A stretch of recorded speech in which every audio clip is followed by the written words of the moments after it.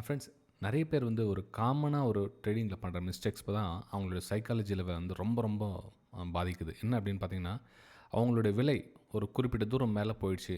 For example வந்து இந்த இடத்துல பிரேக் அவுட் நடந்தால் நம்ம பை பண்ணலாம் அப்படின்னு இருந்தாங்கன்னு வச்சுங்களேன்.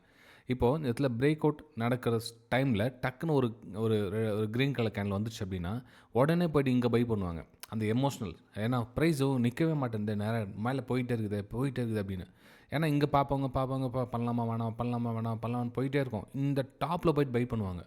அப்போ அவங்களோட திங்கிங் என்னென்னா, ஸோ சின்னதாக கீழே வந்து ஸ்டாப் லாஸ் போட்டு பண்ணலான்னு நினைப்பாங்க. ஆனால் அதுக்கப்புறம் ப்ரைஸ் கொஞ்சம் கொஞ்சமாக கீழே வர சொல்லும். இல்லை இன்னும் கொஞ்சம் பார்க்கலாம், இன்னும் கொஞ்சம் பார்க்கலாம், இன்னும் கொஞ்சம் பார்க்கலாம், இன்னும் கொஞ்சம் பார்க்கலாம் அப்படின்வாங்க.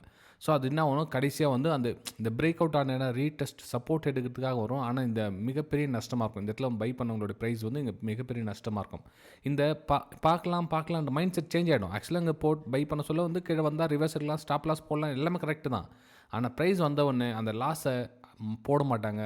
எப்படி தான் போய்டும், ஏன்னா இவ்வளோ ஸ்ட்ராங்காக பையர்ஸ் வந்திருக்காங்க, கண்டிப்பாக வந்து மேலே போகும், கண்டிப்பாக மேலே போகும்னு சொல்லி ஸ்டில் ஹோல்ட் பண்ணிக்கிட்டே இருப்பாங்க.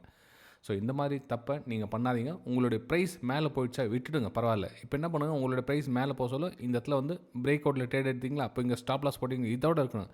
இல்லை ஒரு க்ரீன் கலர் கேனில் வந்துச்சுன்னா அவாய்ட் பண்ணுங்கள், அந்த ட்ரேட் வேணாம். நம்ம தாண்டி ரொம்ப தூரம் நம்ம டார்கெட் கிட்டே நான் ஸ்ட்ரைட்டாக போயிடுச்சு அப்படின்றப்போ மேலே போயிட்டு பை பண்ண வேணாம். ஓகே.